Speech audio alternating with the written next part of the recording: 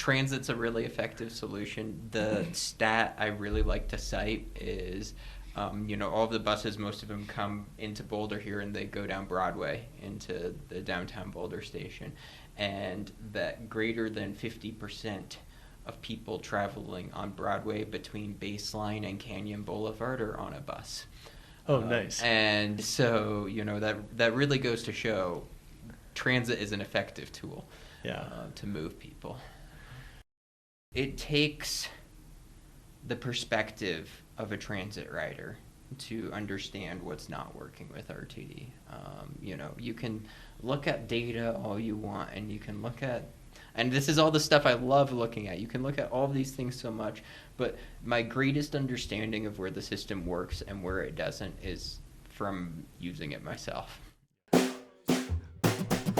We ain't throwing starfish here, now we're having a good party. Talking about structural change.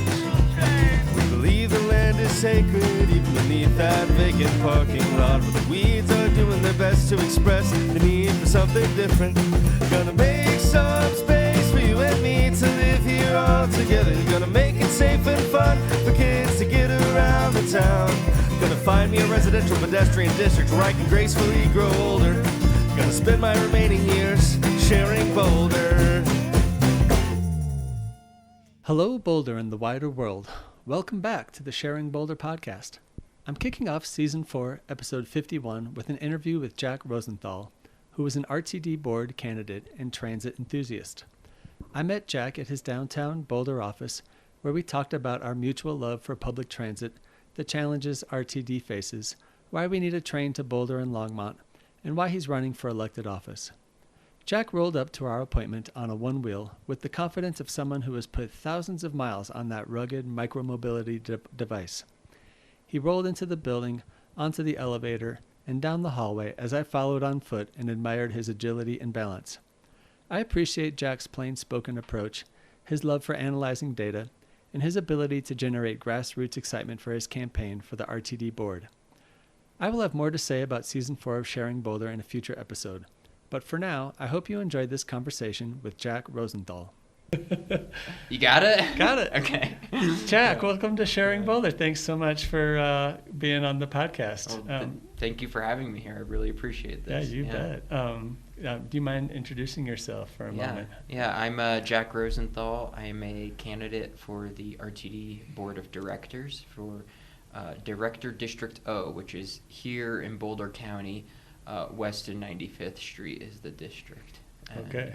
Yeah. Cool. Well, good luck. Thank you for your service. Thank you for running. Yeah. It's been a minute since I hosted a podcast. It's like I've been on a 2-year hiatus, so hopefully I'll show up for this. Okay. So, well, I got to know you through a kickoff party that you had for your campaign. And it was a super great party, lots of good food, lots of interesting people. One of the demographics that showed up was a bunch of 20-something-year-olds who are friends of yours. Yeah. I mean, we had everyone there. I think the kickoff party, I initially we had to reschedule the kickoff by a day because of some ferocious winds. Terrible winds. And initially the RSVPs was at like 110. Whoa. And we rescheduled it by a day so that way we didn't have to throw out any of the food or anything. Even then, I think there was like 80 some people there probably. Yeah, it was a good crowd. It was really fun. I honestly never thought there would be that much interest in an RTD race.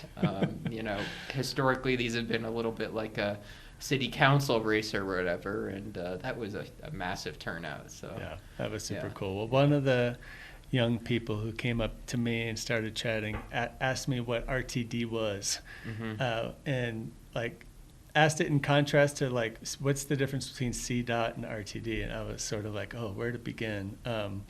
But I basically just gave a thumbnail that CDOT would fix a bridge or make decisions about infrastructure improvements for highways and transit, and RTD is providing transportation service. So take it from there. What else do we need to know about RTD? RTD, if you don't know the letters, is Regional Transportation District, and it was set up in the state legislature in 1973, basically as a taxation district in which it's a very, very large district that encompasses all the way from Boulder County all the way down to, the south end is the south end of, Jefferson County. And so it's really encompassing the greater Denver metro area, and that includes 44 different municipalities.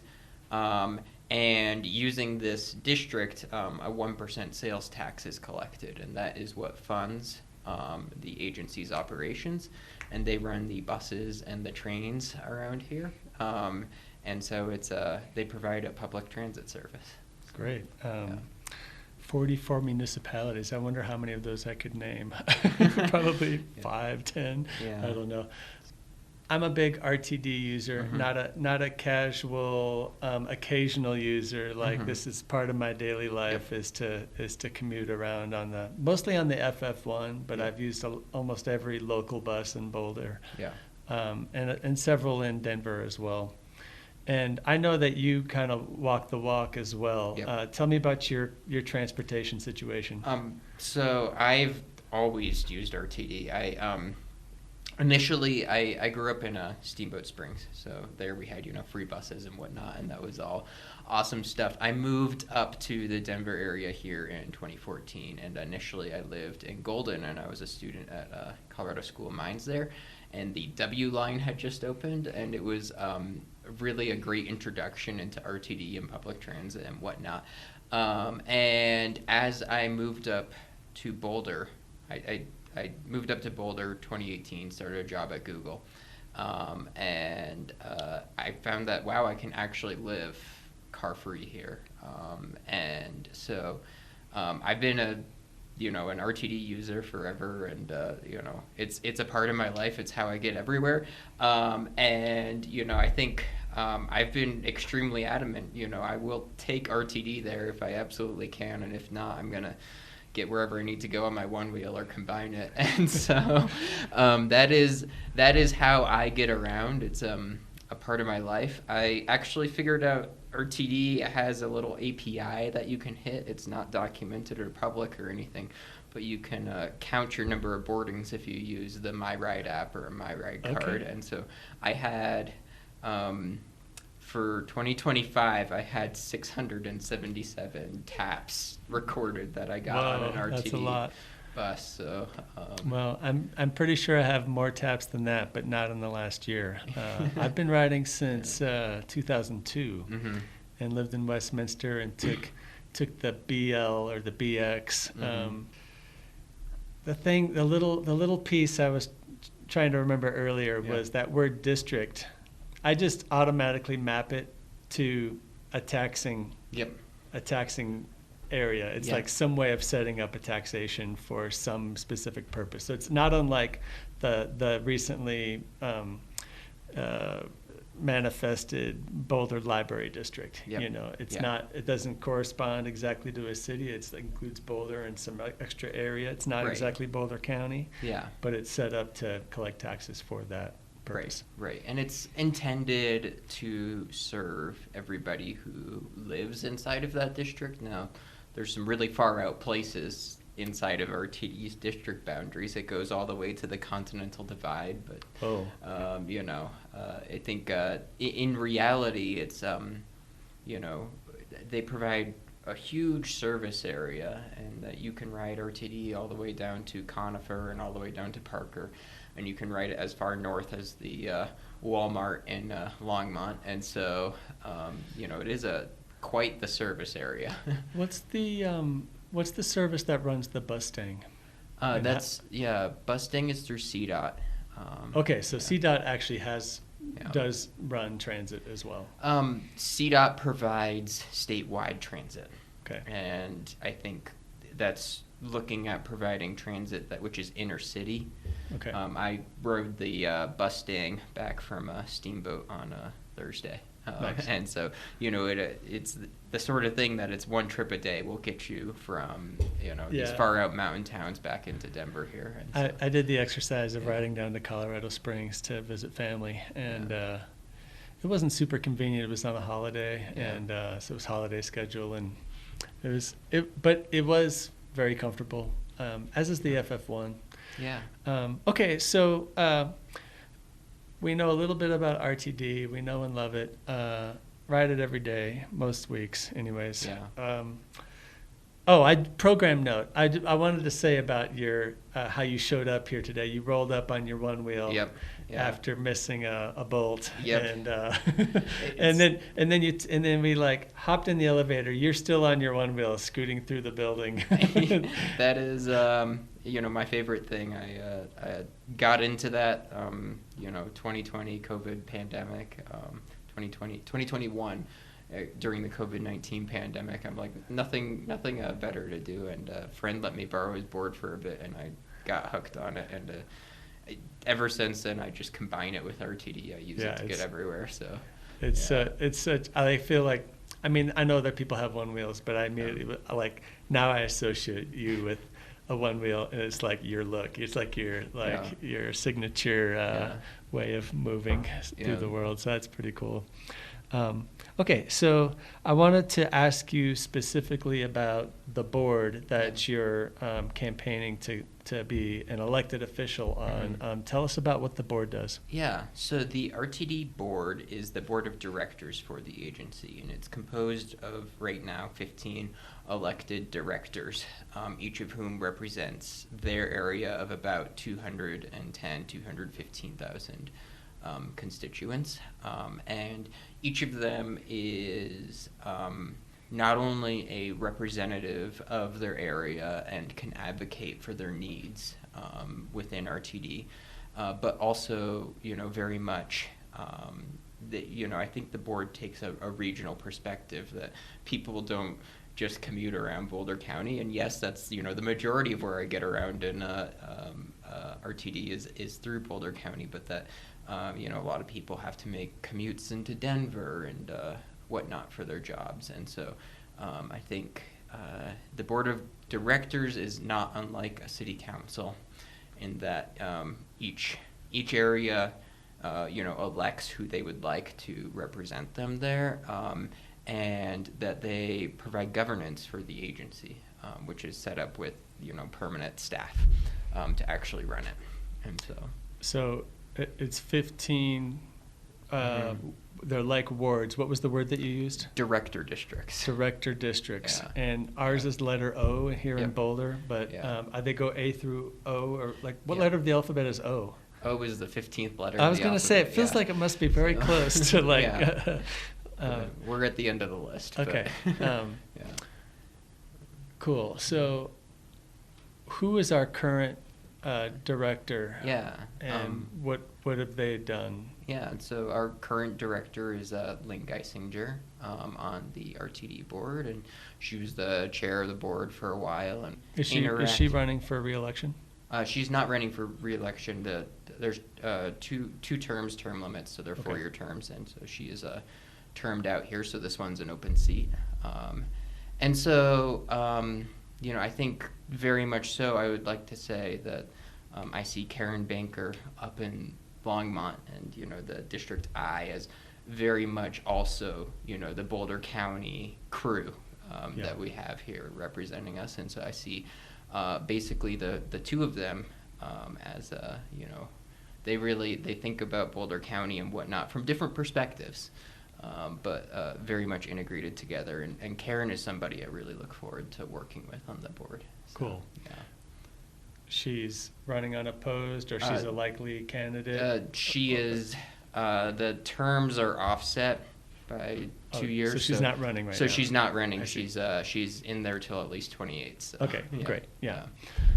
Okay, so you explained the board. There's 15 members. They all get a single vote. Are you rubber stamping what some RTD staff? I guess not you. Potentially you. But do they like my model for Yeah. what this might be is like the weak mayor system we have in Boulder, where Yeah. city staff and the city manager, they do a lot of heavy lifting with respect to putting ordinances together and setting direction. I mean, I'm not saying that city council just does everything they ask them, but there's a fair bit of what is city staff ready to do, Yep. approach. So what is that relationship like with the board and the... Similar, and I would say the way that the current board treats it is that they, there's some people on the board who are really, motivated to make change, but, a lot of the board right now simply sits there and does the rubber stamp deal. Can you give an example of the sort of thing that Yeah. transpires? I assume the meetings are open to the public. Yeah, and where are they held? They're held in Denver at 1660 Blake Street, which is, if you remember the old Market Street station, it's the RTD office building that was right next to it, and is now redeveloped and everything. Okay, But, nice building. Yeah, it's a okay place. All right. The meetings are held there once a month, as well as the committee meetings are generally online via Zoom and whatnot, and so you can attend those and listen in and what goes on. And I think there's a lot of things that comes to the board. Every single set of service changes, they go to the board of directors for feedback, and the board of directors, has to approve those. So if they're going to change any bus route anywhere, it's gonna be at least in a package that's stamped off by the board of directors. The board of directors is responsible for approving the budget and whatnot. And recently, we just saw that the board was willing to push back on some of staff's recommendations on the budget. So I think the board is. I'm sorry, I wasn't paying attention. Yeah. Not to the conversation, but to the Okay. to the recent Yeah. budget pushback. Yeah. So can you give a little thumbnail of what that looked like? Yeah, so the board just approved the budget for 2026, and one of the, as well as a 5-year financial forecast. And one of the things that there was pushback from that the board was able to redirect staff is that staff had recommended that the agency spend $537 million in bonds over the next decade to replace the bus fleet. And they're going to replace them with diesel buses. There was really nothing exciting about that, and this is really never how fleet replacement has been done before, is spending $500 million and buying them yourself. There's normally grants and whatnot that can help offset that, and right now those grants and stuff that we can get is the clean air sort of energy grants. So if we wanted hybrid or battery electric buses, that there's grants out there that we could go get for those. And I would just say we do want those things. Right. I as someone who's frequently I probably spend more time on my bicycle than I do on riding RTD. Yeah. And my number one complaint of people who are polluting the air I'm breathing as I'm struggling to get up a hill on an e-bike, not really struggling that hard, but is the air pollution from those diesel buses, which it just drives me crazy. And the agency went off and tried to portray them as clean diesel. I don't think that's like clean coal. Is there clean diesel? Yeah, that's what folks ask Volkswagen about clean diesel, right? Right. Yeah. And so it's I think the agency. It's actually a difficult problem. We can't just say we're just going to go buy a bunch of battery electric buses, because where are we going to charge them? There's a whole facilities question, et cetera. And the thing is that we need a plan to actually make that transition and to get there. And I think it's going to involve, we're going to get some hybrids. We're going to start out with some battery electric buses that we can support with the facilities that we got. Look at what is that next facility upgrade that's going to enable it. The Boulder Garage, for example, is from, I believe, 81 it might have been constructed, and it's not in the greatest shape. It looked old 20 years ago, right. when I arrived into town. Yeah.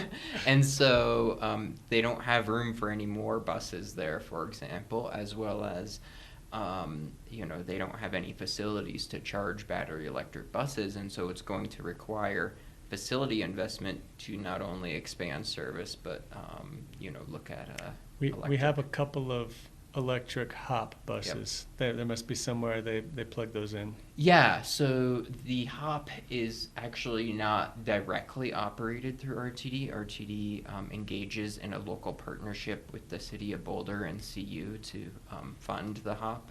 And the City of Boulder, in that aspect, is the transit agency that operates it. But in many ways, it integrates with RTD and is a seamless experience. Things like fares collected, you can just use the RTD MyRide app or an EcoPass, and it just works. And so the hop is not operated by RTD, it's operated by Via Mobility.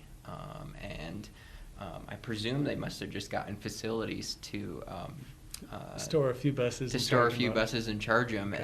And I think they're great folks running a nonprofit there. And I look in what ways can RTD partner with them more. So. Okay, so I lost the thread just a little bit about how in this recent budget, maybe it was a kerfuffle, I don't know. Right. How did the staff came up with the proposal? It was like, we're going to spend half a billion? $500 million on bonds to upgrade buses. Yeah. And the board came back and said, not so fast. And then, so what did they say and what happened? So right now the 5-year financial forecast that included the diesel bus purchase has not yet been approved, and we're really looking what is the next steps there to approve a new financial forecast.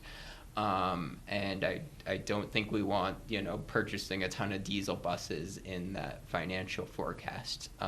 However, the budget for 2026, extremely interesting, one of RTD's largest operating budgets ever. And I think one example of where the board did good on pushing back on staff's needs here is that there was $20 million in this budget. Once again, and this was for purchase of new accessoride vehicles, which are these cutaway, they so call it, buses that are served for paratransit service. And so, it's true that fleet is aging and not a lot of them are holding up well, but once again, this is the area where we could, it's a small enough problem that we could address it with electric.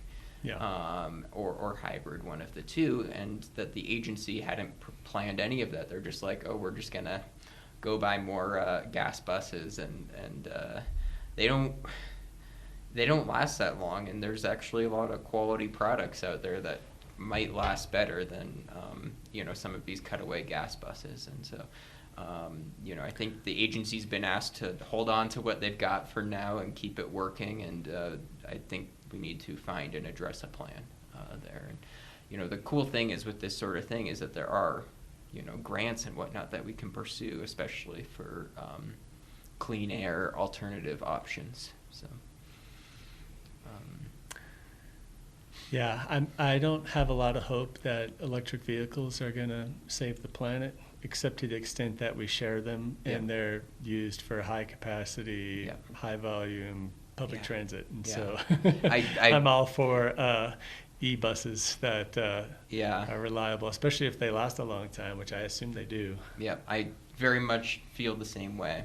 It's, I think public transit does a lot. It gets every person who's on a bus they're probably not in a car on the road. Maybe we're offsetting a couple of bike trips, but in reality, the majority of the trips that are being offset, somebody on a bus or train would have otherwise driven a car. And so, very much, RTD's goal should be towards, the environment and towards congestion and all of these sorts of problems that public transit is a really effective tool to solve. And so, I think seeing electric and whatnot applied to that is really exciting. So I want to ask a kind of abstract structural question about the board versus the staff. I assume there's like a a staff with executives that kind of run the show. And kind of maybe if you could just describe to me like what's dysfunctional about the current board, or how the board typically works, maybe I should say, and how they guide staff or the organization, and how should that be remedied, and what should a healthy relationship look like? So the agency, is the board has a single report, one actual employee that reports to them, and that is the general manager and chief executive officer of RTD, which is Deborah Johnson right now. And she was hired in 2020 as we needed a new chief executive officer. And she is, the general point of contact for how the board interacts with the agency. There's some other interaction staff will attend board I'm sorry, meetings. she's at the top of the agency? Yeah, she's at the top of the agency. And then so the board communicates directly to her. So reporting structure, the GM CEO has everybody underneath them except the board, and the GM CEO reports to the board. And so, very much the agency, functionally needs a GM CEO that is willing to take a vision from the board and execute upon it. And that is the most critical task that they're going to perform, is that, the GM CEO has to be willing to not go in there with their own political motives or what they want to accomplish. They ought to be able to listen to the board of directors, who in reality runs the agency, and create the agency that is to their vision. And that is extremely important. And so just to kind of rehash what we've just talked about, like the notion that you would put up this kind of budget with all these new diesel diesel buses, not in the vision of the 15 people currently on the board, or is that actually kind of consistent with those folks? The board voted down the 5-year financial forecast. They made it clear that's not what they want. An effective leadership at RTD, an effective GM CEO would have already known that before they even took it to the board. So just the fact that they went through some process and showed up with a budget that got voted down is like, whoops. And so, there's gonna need to be some changes at RTD to really turn them into the agency that people can trust again, to get them to work on time, that is going to not only get them to a Broncos game, but back home when it's done. So, oh man, I've done. I feel like I've been like I'm in the fool me twice, shame on me category, because I don't know how many times it's especially embarrassing when I'm with kids or with other friends. And I've talked them into going down to Denver for some event. And then I find myself at Union Station at 11:30. And for some reason, I had a string of 11:30 cancellations, and so like the midnight bus is the last one back. So we're all sitting there for half an hour plus, waiting in a place that's not very comfortable or friendly. And that's better than RTD completely canceled on everyone who went to the No Kings protests in Denver. And, people were left stranded there for hours with no option to get back home other than, call an Uber, et cetera. I missed that news story. So hundreds, tens of thousands of people went downtown and they started canceling buses. Everything that came in and out of Union Station, it was all a big mess. Wow. And so... other transit agencies have been functional when it came to things like No Kings, and they were able to serve people, and they weren't scared off based on the fact that it was just a protest or something. But RTD went and said, this is a protest. Rabble rousers. And the reality was everyone was peaceful, and that public transit would have operated just fine in that scenario, and that they didn't need to go and make drastic things like cancel all of the bus routes and whatnot through there. And what they did was not the appropriate way to handle that situation. This was a decision made to mitigate the kind of chaos or danger they were worried about bus operators and the equipment, or do you think it might have been more sinister than that, like a politically motivated? I don't want to make assumptions about motivations, etc., but I don't think bus operators or equipment were in danger. Okay. And so, ouch. Yeah. Well, okay, so I want to ask you a question that I asked you at this party, this campaign launch event. I am a frequent RTD user. I sometimes feel like a crazy person for it when I'm trying new routes or have to make a connection somewhere. But my bread and butter is I get on at Table Mesa. Yeah. I go a few stops down into Broomfield. Yeah. And I get off there. I ride the FF1. Yep. It's super comfortable. It's on time most of the time. I just trust. I do trust it. Yeah. I'm a satisfied, happy customer. Yeah. And by the way, on this subject of the Flatiron Flyer, I read or heard at one point before the pandemic that there were 14,000 riders on the Flatiron Flyer per day. Yep. And that stat blew me away to the point where I went and looked at the schedule and thought, okay, this is how many people can ride on one of these buses. Here's how many buses there are. Yeah. Is that even actually possible? Well, it's RTD does a lot here in Boulder. There's some 65,000 is the number I hear cars that come into the city every day. And RTD itself is offsetting, I believe, another 11,000 of those trips currently post-pandemic. And they're think about, what if there was 75 to 80,000 cars coming into Boulder per day? Yeah, RTD does a lot. 11,000 more than what they are now. Right. Yeah, I think so. Yeah, that was my conclusion. Was actually looking at the schedule and thinking about how many times I ride and how many people I see on the bus. Yeah. That was a reasonable estimate, and that kind of opened my mind to the significance of what Flatiron Flyer does for us. Transit's a really effective solution. The stat I really like to cite is, all of the buses, most of them come into Boulder here and they go down Broadway into the downtown Boulder station. And that greater than 50% of people traveling on Broadway between Baseline and Canyon Boulevard are on a bus. Oh, nice. And so, that really goes to show transit is an effective tool to move people. I wonder what percentage of in-commuters are going to Boulder and downtown, and how many are going out to like the east part of town with East Boulder, where all the light industry is. And there's probably more now that Boulder Junction is around and whatnot, and isn't a parking lot with a fence around it, and so it'd be nice if everything wasn't just a spoke into downtown Boulder. Well, I have a really hard time getting around on the bus when I don't want to come downtown, or I need to go to. Name your favorite small business in east of Foothills.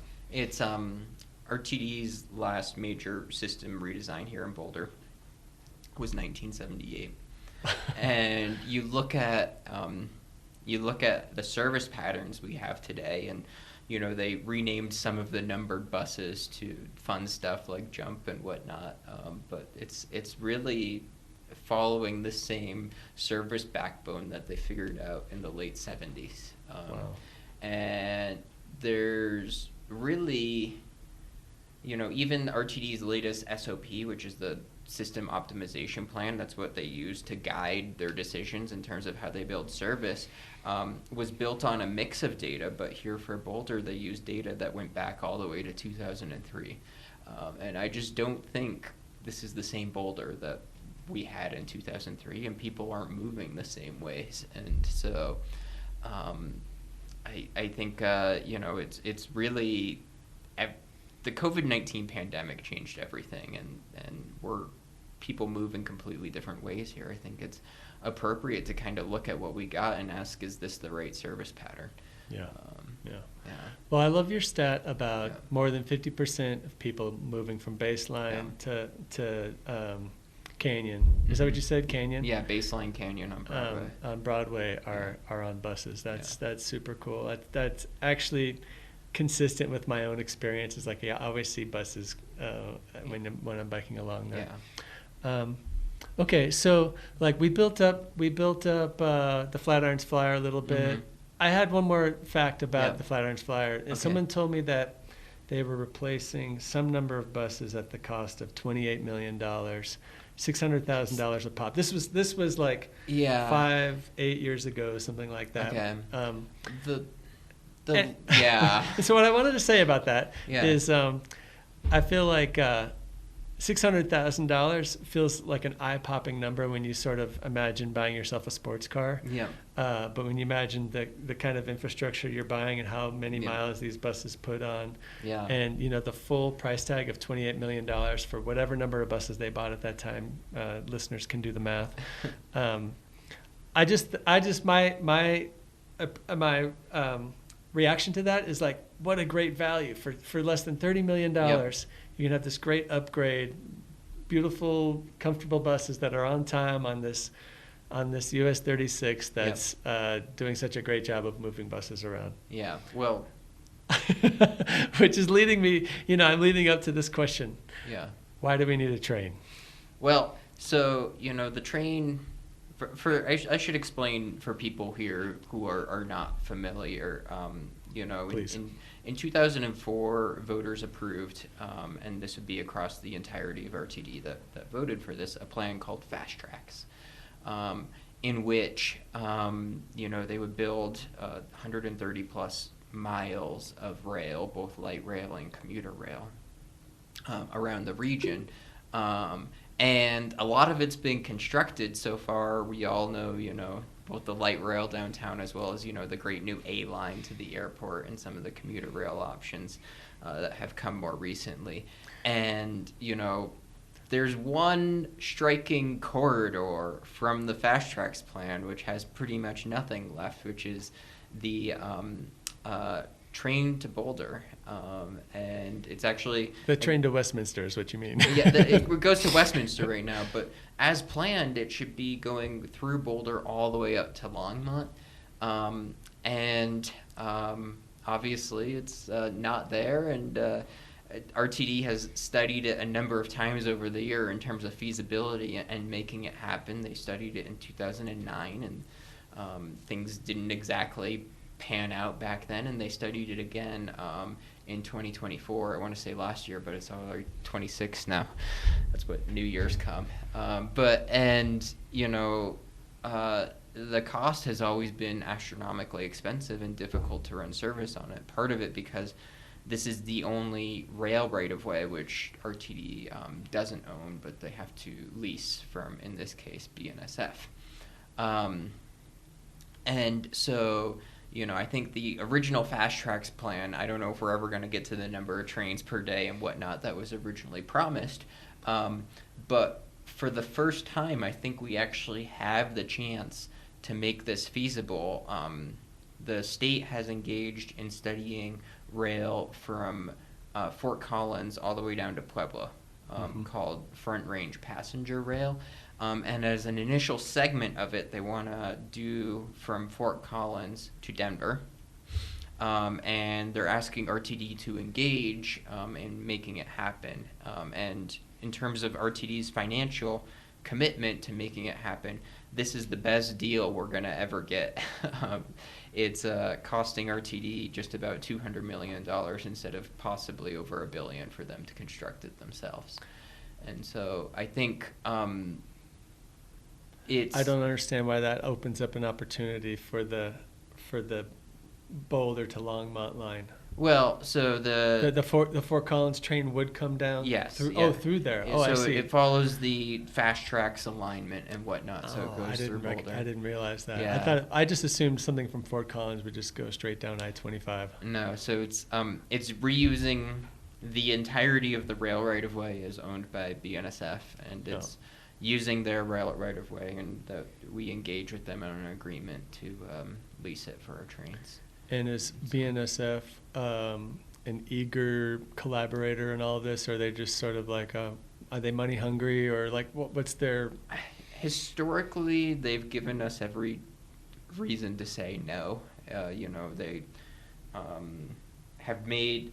historically have not been a good partner in making this happen, and it hasn't been until recent years that their freight traffic on this line has quieted down a bit, that I think they're looking, this is an actual source of revenue that we could go lease this out so that they can run passenger rail on it and actually make it happen. And I think it's easy to look at, the initial starter service plan is 3 trips a day in each direction. And it's easy to look at that, especially as, someone like me who rides transit every day. I'm like, geez, what is the odds that lines up to your schedule? But, the cool part is that Denver to Boulder part will be 39 minutes. And that's way faster than on the Flatiron Flyer. How many stops would there be? I guess Westminster would stay. Yeah, so Westminster, Broomfield, Louisville, Boulder. So okay. It's different than the original Fast Tracks plans, but does stop at key places along the communities there, and I think will be nice. And so I think it is, when it lines up with your schedule, it'll be a pretty fast and nice option.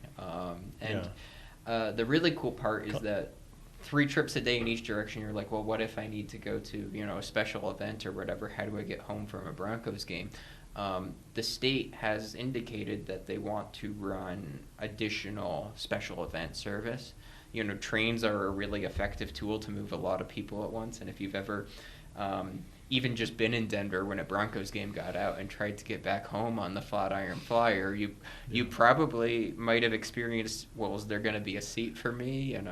This bus is pretty full, and oftentimes it does fill up. So I was in Dallas for a large concert once, and everyone got out of the stadium and they just started packing people onto the light rail to move them out. And it's amazing how many people can fit in a car when people are motivated to get away from a concert venue. Sure, that's pretty true. But I think the way we will see the rail service is that it's in addition to what we have, the Flatiron Flyer. It's not replacing the Flatiron Flyer, to be clear. It's helping offload people from the Flatiron Flyer, because the Flatiron Flyer is a very successful service that oftentimes fills up, and so it's helping provide additional. Well, that's good, and I hope that won't derail. I mean, the bus rapid transit to Longmont is well underway. It seems like that's going to come online soon, independent of rail to Fort Collins. Right, independent of that, and I really think we're at a point where we can say what's next, where here in Boulder, it's hard to look at what does Longmont need, but Longmont doesn't have a whole lot when it comes to RTD service, and they're not getting a whole lot back for their taxpayer dollar in terms of service, and their Longmont Denver bus service was so much more before Fast Tracks than where they're at today. And I think, do we create like a Longmont Flyer that's a direct connection from Longmont down into Denver? And so I think there's really a whole lot more possibilities after where we're at today. Cool. Cool. Well, I feel convinced just on that argument. I really like the Flatiron Flyer. I love how flexible busing in general is. In terms of once you put a rail in, it's very difficult to reconfigure it or put in new stations or make changes. But buses, you can send them anywhere. Yeah, it's true. One of the, but I also, on the other side, I feel like, as someone who's just totally into housing and transportation and thinking about these issues all the time, great cities require great transit. And if we believe that transportation infrastructure is transformative and provides economic opportunity and social cohesion and connection and gets people places and reduces car dependency, like, we are way behind in terms of what other areas of the world. I mean, look at what Europe is doing and China is doing in terms of rail infrastructure. And I feel like these investments we're making right now in making sure everyone has a large truck to drive around on a large interstate, and so we can get to airports where we fly in kerosene fueled Zeppelins. It doesn't. That's a pretty bleak outlook 50, 100 years from now for our coming generations. The numbers are there. For every dollar in the United States, for every dollar invested into public transit projects, it's returning $5 back into the local economy.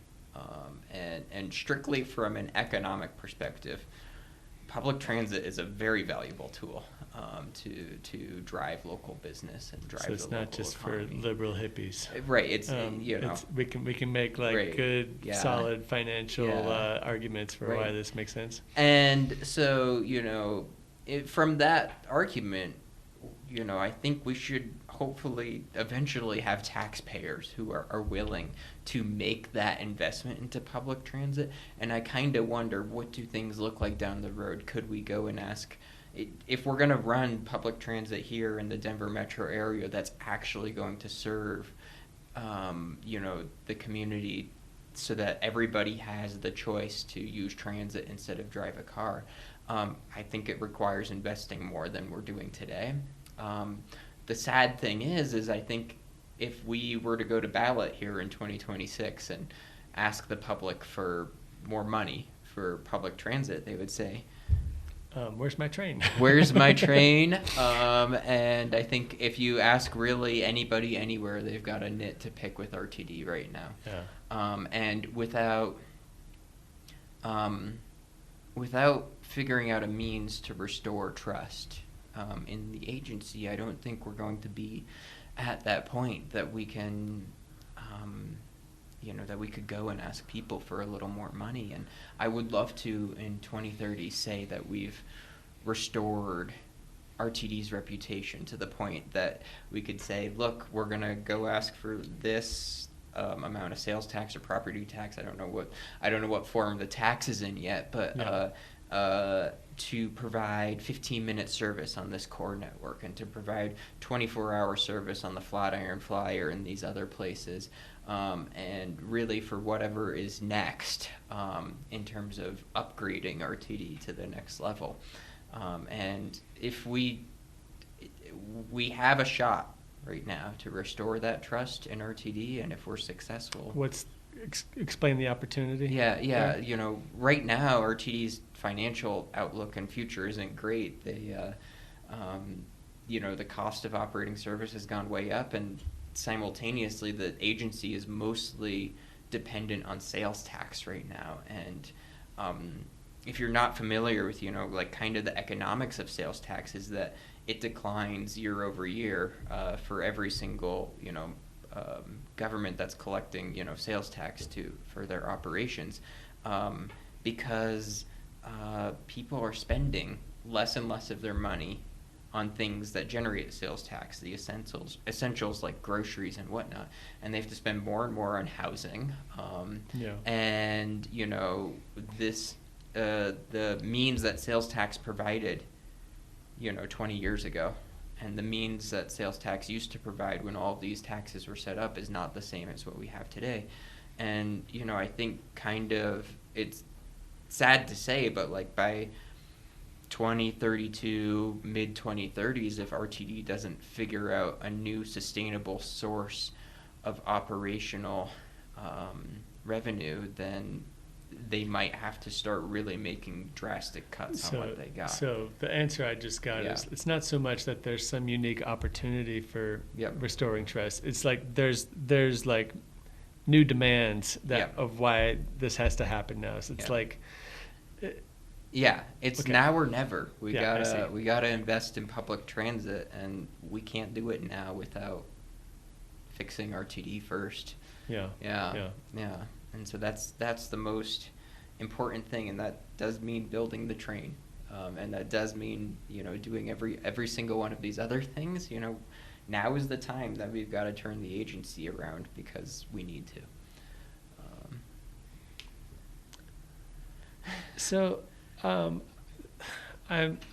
sorry. My brain is kind of in this space that I occupy of going up and down US 36. Yeah. And one of the maybe this I don't know if this would be an interesting question or not, but one of the things that I scratch my head about when I'm spending time on that interstate, freeway, whatever it is, is you hear so much when you're into urbanism, YouTube or TikTok or whatever, about the fallacy of the induced demand, the fallacy of adding new lanes to highways, all this sort of thing.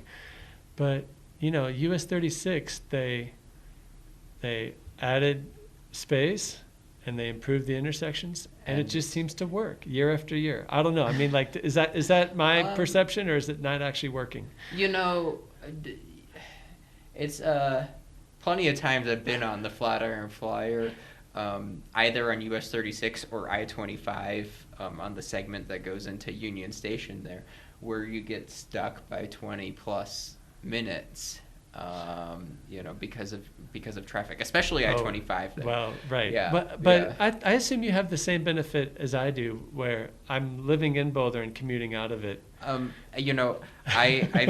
in. I guess I should. Yeah. I should qualify that I commute out of Boulder for my work, and so I'm never.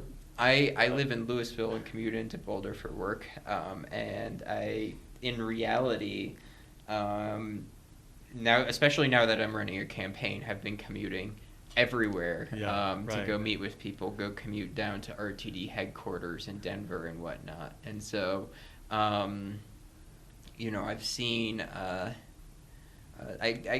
I go all the wrong places at the wrong times, maybe, because, if I'm going down to Denver in the evening, you don't get the express lanes on I-25 there. So, it depends on, the specific configuration, but oftentimes transit doesn't have the advantage on US 36 or on I-25 there. And you look and you're on a Flatiron Flyer bus that's near full, and you're like, look at all of these cars out there, each with one person in it, taking up all that space. For sure. Yeah. For sure. So, it's Well, yeah. Apologies, listeners. I forgot that I see traffic differently than some people do because I'm not commuting into Boulder. Yeah. It depends. I think it's not our decision to say this. It's CDOT's, but the express lanes on I-25 are operated in a very car-centric fashion, where they treat it as a toll lane, and they operate it one direction one way and the other direction the other way. And the reality is yes, they let transit use it in that direction, but improving transit in only one direction doesn't improve the reliability of that transit, because when those buses all have to turn around. They have to go turn around and go the other way, and so it's those express lanes are set up in a car toll-centric manner. Right. And the one we're talking about is north on I-25. It's 2 lanes. Yep. So I assume where you're going is that we could just make them 1 lane. We could, for example, make them transit only, and there would be no issues with transit running both directions on that setup. Sure. Professional bus drivers with a CDL can handle going by each other. And so, or you just reconfigure it a little bit. You reconfigure it a little bit, but I think we have an entire system which has been set up car-brained, and it's going to take so much to change that, including changing hearts and minds, people who like to drive everywhere. Yeah. So. Well, that's a whole nother conversation, honestly. You gave me this fun fact about bus ridership on Broadway. Yeah. I wonder if you have any other fun facts you'd love to share. I have so many statistics plugged in right up here. Well, give us some highlights if you don't mind. Yeah, definitely. I think you know, I'll give random statistics and whatnot. One of the things people often ask me about is the airport bus, which runs between Boulder and the airport. And if you're not familiar with it, it's oftentimes full. Very full. Yeah. Standing in the aisle full. Standing in the aisle full, or you can't get on full. Yep. And it's a problem, and people have asked me, how are you going to fix it? And it's a multifaceted solution, but I don't think it means making reservations, which is one of the things I've been asked about. I don't think that's the solution. And when there's demand for transit like that, we ought to provide it. And so, I think it means things like here's the statistic I'm getting to, where I'm getting back to your point here, is the cost per boarding on that route is underneath the fare, and that is not true of pretty much every other RTD route. I wondered if you were going there. I was like, I wonder, it seems like they should be making a profit on this particular line. It's the cost per boarding is $9.97. No kidding. And that's including the overhead of maintenance of the vehicles and everything else that goes into running buses. And so that is, I think, one of RTD's few routes. The standard fare is $10 on that route, and they don't get $10 for every boarding. People use eco passes, and people use a discount in senior fares, and there's youth who board, etc. But that is the one route where the fare is underneath the standard boarding, over. The fare. The fare is less. The fare is more than the standard boarding. So.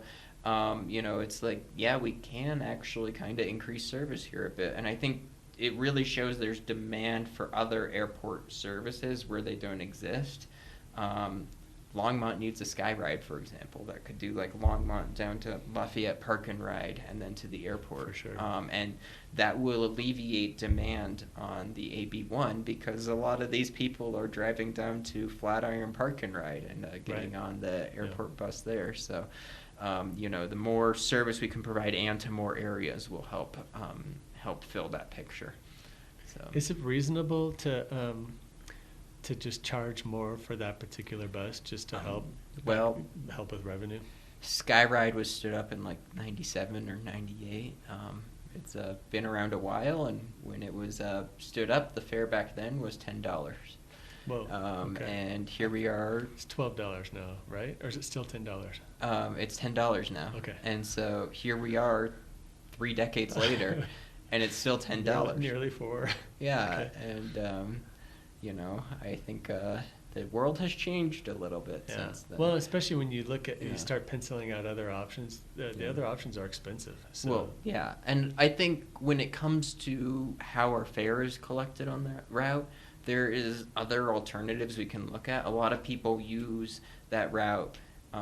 They park and ride, and then they pay the $2 a day after their first day, because they'll go on vacation somewhere and then come back. And, that is our pricing for the park and ride beyond a single day.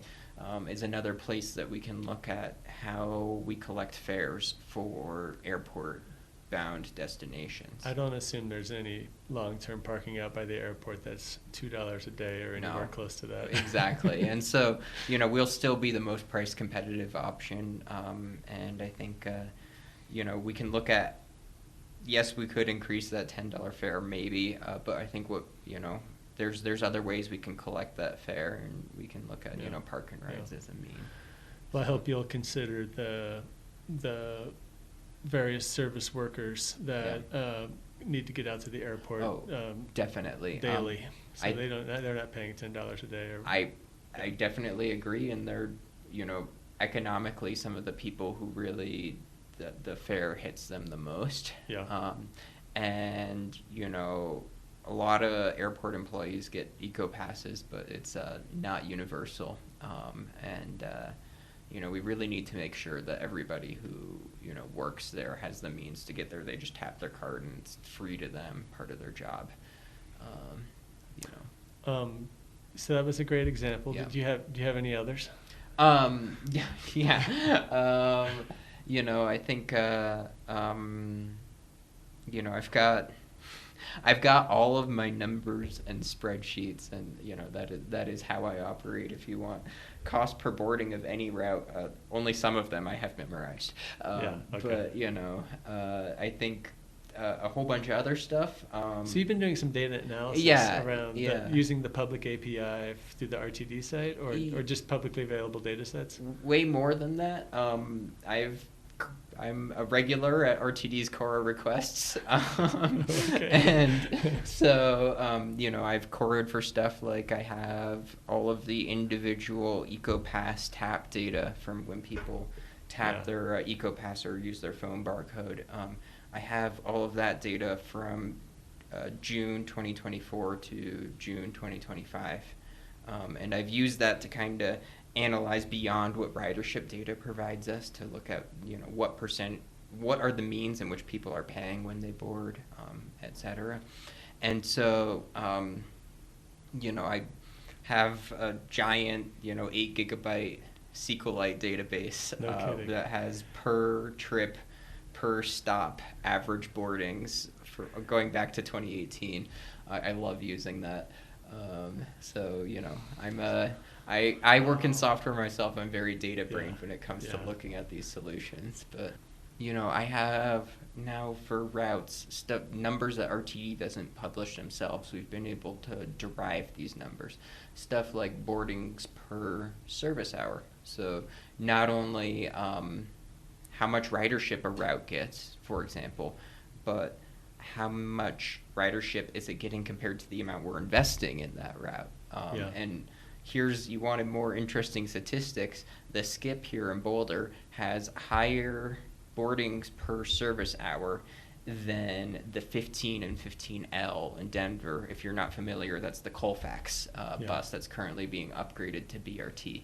Nice. And so, we have routes here in Boulder that really do perform, and perform, greater than the standards in Denver. Yeah, and the 15 is kind of a legendary route in Denver that that I've taken many times. Over the years. It's got its reputation for sure. Yeah. I had some guy tried to steal my phone on the 15 before.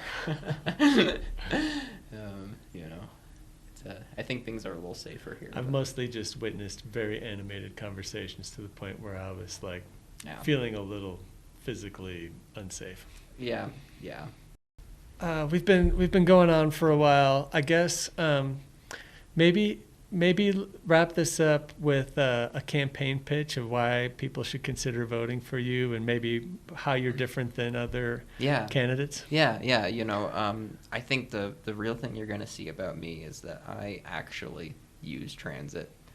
And I mentioned it earlier, but I had 677 tapped recordings on my EcoPass in 2025. And to be clear, that's way more than I had ever had any previous year, but this is the first year I'm running a campaign, and that's added a lot to my need to get around. And I'd say I'm a transit diehard, and I try and make sure that if I'm getting somewhere, that transit is how I consider doing it. And it takes the perspective of a transit rider to understand what's not working with RTD. You can look at data all you want, and you can look at, and this is all the stuff I love looking at. You can look at all of these things so much, but my greatest understanding of where the system works and where it doesn't is from using it myself. Absolutely. I think that is the most important experience any RTD director could have, as well as I think what our GM CEO should have. And so, do you happen to know what they drive? No comment, but some large SUV probably, huh? Okay. So, I think it's that is. I got into this because. Not because I wanted to go run for something, not because I wanted some political title or office. And in fact, when people first asked me about, do you want to run for this seat, my answer was no, I don't have the time or the will or whatnot to do that. And, it took being convinced that I was not going to see the changes I wanted to see at RTD and the system actually fixed unless I stepped up to the plate and did it. And that's why I'm running. That's super cool. I really appreciated the story that was told at the party about you giving us challenging a city council person to ride for the RTD for the first time, and taking them on the bus and opening their eyes to I thought that was super cool.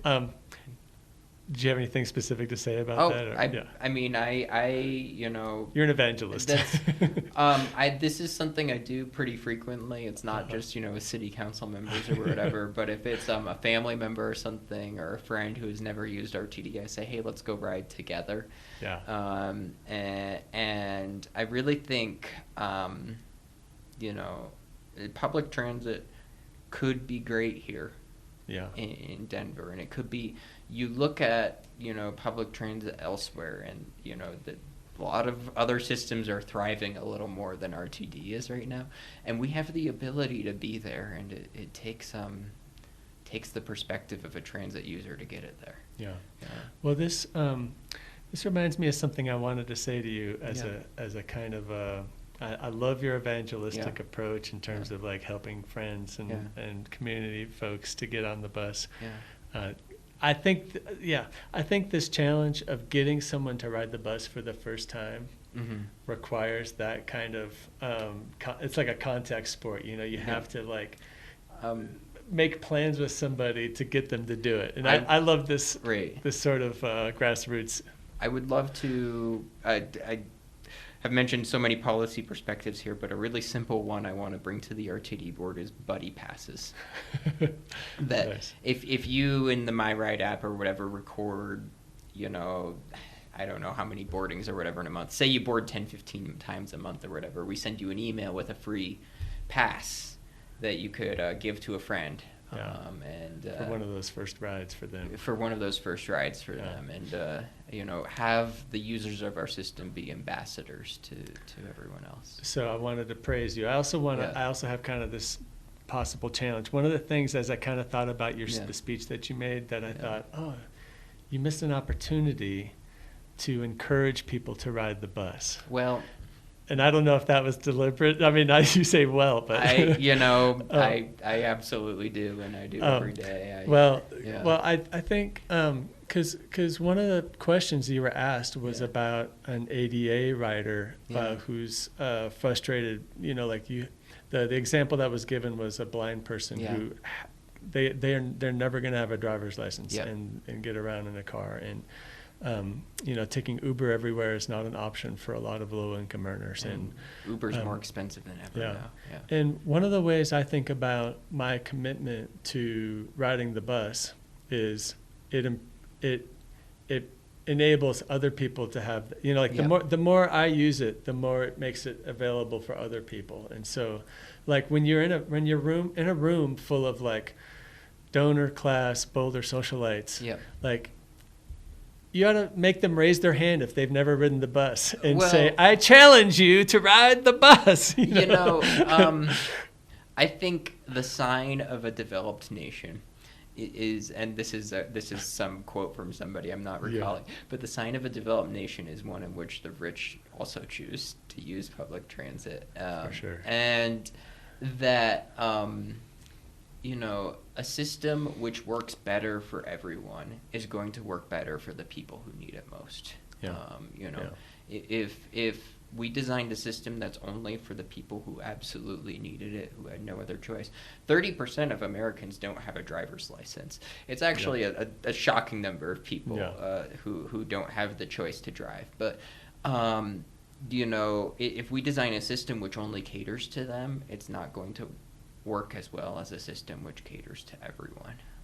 And I think that's really the key detail is that you got to build something that works for as many people as we can, and make transit the obvious choice to get where you need to go, so that you can sit on your laptop or your phone while you're headed there, and you don't have to worry about parking when you get there. That's what I love most about transit. But Yep. Yeah, for sure. All that time you reclaim. Right. Yeah. And so, Jack, thank you so much for being on the yeah. podcast. This has been a lovely conversation. I learned a lot. Yeah, I really thank you for having me. This is really nice chatting with you and whatnot. And so, I hope people have the chance to, come to one of my campaign events, learn a little bit more.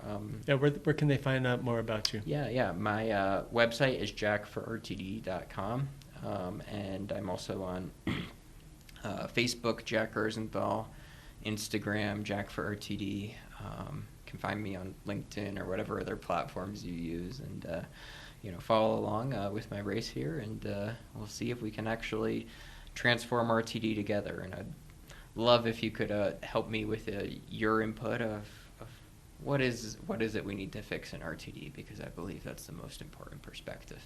Awesome. Yeah. Well, thanks again for your service and for putting yourself out there to run, and good luck. Yeah. Well, thank you for having me. You're welcome. Gonna find me a residential pedestrian district where I can gracefully grow older. Gonna spend my remaining years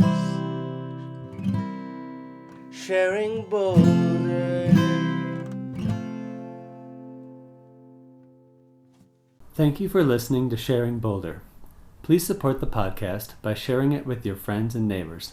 You can contact me at linktree.com/Philip Ogren, which you can find by visiting sharingboulder.us, where you can also find show notes and previous episodes. This episode of Sharing Boulder was produced and edited by Philip Ogren. The music was created by Nathaniel Ogren and Sack Lunch. Keep sharing, Boulder.